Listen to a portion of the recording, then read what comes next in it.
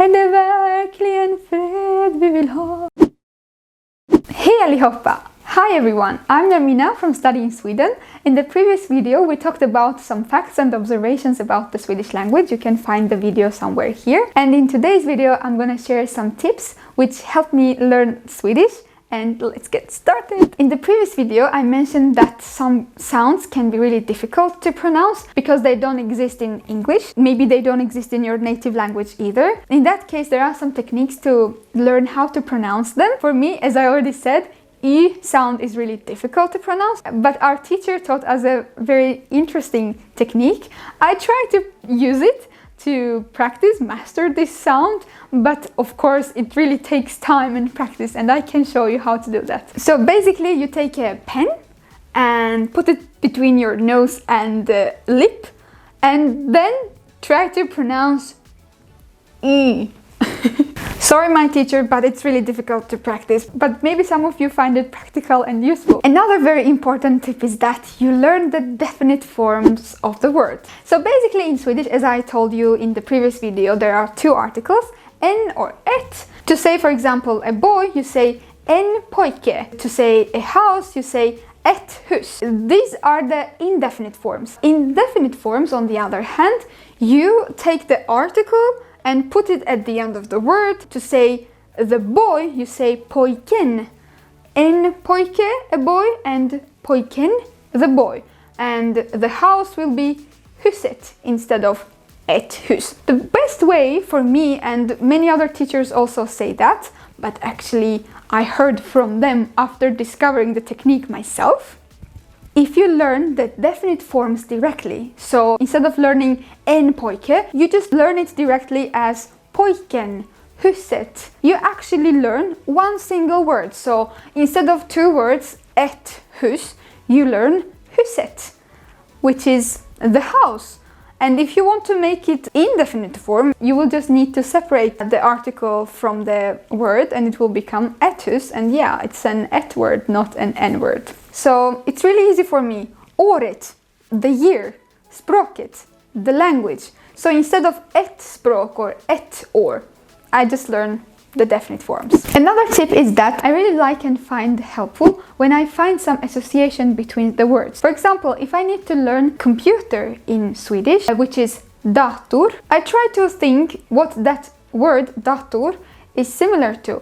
And then I realize that, okay, it sounds like data, and data we might have in computer. So dator means computer. This might be a very simple example, but actually we need to make the process very simple to learn anything. This association might work in my case, but maybe you can come up with something else, some other kind of association, and that will help you better. That word might sound similar to something else for you, and you can learn that way. The next tip is to use the language. You can use Swedish anywhere. For example, in the grocery stores, you might become a volunteer and work somewhere where you can interact with people in Swedish. The best way to actually learn Swedish or any other language is to practice it, use it, make it your routine, and feel more comfortable when using it. Another very important tip is that when you learn a new word, try it out with someone you're comfortable with. Because if you don't know someone or you don't feel comfortable with that person, you might be self-conscious or not that confident when trying to use that word, especially for the first time. So it is really important to feel safe. That way you will be comfortable and okay no matter how you pronounce it. This can be followed with another tip, which is practicing Swedish with non-natives. For me, it really works. With the native Swedes, we can be a bit self-conscious or self-critical because they speak fluently, right? And we tend to compare ourselves with the native speakers, and of course we will find that our pronunciation and accent is a lot different from theirs, and that can actually affect us in a negative way. So it is really good to practice with non-natives because you also feel okay with yourself. They are not perfect, you're not perfect either, and that somehow encourages you. Another very important and interesting tip is that try to look at the recipes on the packages. For example, the flour package can have a cinnamon bun recipe, and in Swedish of course. You can read that, try to understand, and bake. A spinach package can have a spinach soup recipe. You can read, try to cook. You will understand, of course, you will need to Google some words, find new words, learn them, and in the process, because this is the best way for learning a language, you really need to understand that word to cook or bake. Since you learned it because of some necessity and importance, you're gonna remember it as well. In this way, you're going to learn a new dish and Swedish. One more tip is that try to read everything everywhere. Not only your textbooks, which is provided in the course syllabus or which is mandatory to read. Try to read everything in the street, for example, or buy some recipe books, or you can read some short stories in Swedish, but in easier or adapted version of Swedish. In this way, you will actually absorb the language from everywhere. So not only from your textbooks, which can be actually boring, you can find an interesting topic for yourself and read something about that in Swedish. So the process will be also interesting and you will learn some vocabulary as well. One more tip, listen to beautiful Swedish songs. I really love them and most of them are really beautiful. Maybe it's just because I love Swedish. All of them sound really fascinating and beautiful for me. Är det verkligen fred vi vill ha?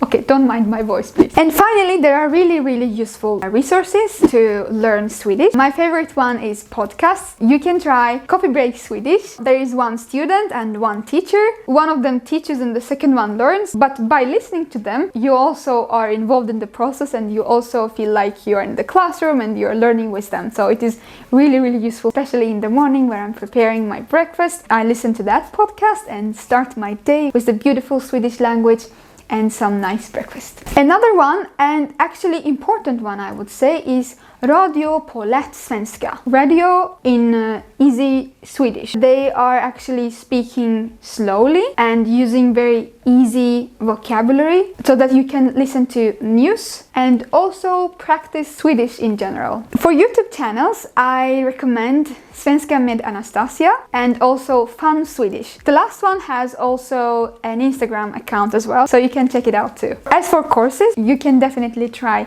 SFI or SFI in Swedish, which is Swedish for immigrants. Also, most of the Swedish universities provide Swedish courses for international students. When it comes to textbook, I recommend Rivstart. I find it really well structured and interesting, and also it is the one which is used in most of the courses in Sweden. And lastly, for mobile apps, you can use Drops, and I would say that my beginner vocabulary is from that app.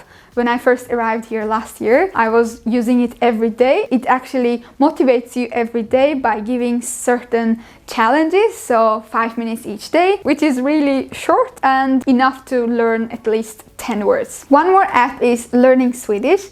They're going to charge a really tiny amount of money, but it's really worth downloading and using it because they have different exercises for different type of comprehensions in the language learning process. You might find it useful as well. You really need to love Swedish and enjoy the learning process. I sometimes teach languages and that's the first thing I tell my students. If you don't like doing something and you take it as something you need to do or you're forced to do, then you're going to learn something. But it's gonna be a torture for you. You really need to enjoy to learn even more and show your full potential when learning it. I really hope that you enjoyed watching this video because I love Swedish. If you have any requests or questions, feel free to write them in the comment section down below. We will see each other in the next video. Take care. Hejdå! Take care is ta hand om dig.